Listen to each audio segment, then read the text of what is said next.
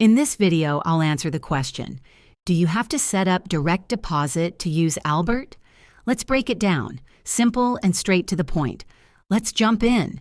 The short answer, no, you don't have to set up direct deposit to use Albert. You can still use the app to track spending, save money, and even invest, all without linking direct deposit. But if you do set up direct deposit, Albert unlocks some cool features, like automated savings, early paycheck access, and even boosts that give you bonus cash for hitting goals. To set it up, just go into the Albert app, tap Money or Settings, then look for the Direct Deposit section. From there, Albert will give you the info to share with your employer. If you're not ready to switch just yet, no worries.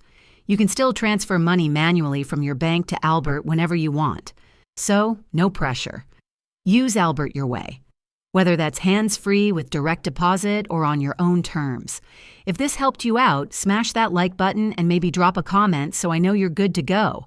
Don't forget to subscribe for more quick Albert tips and money hacks. See you next time.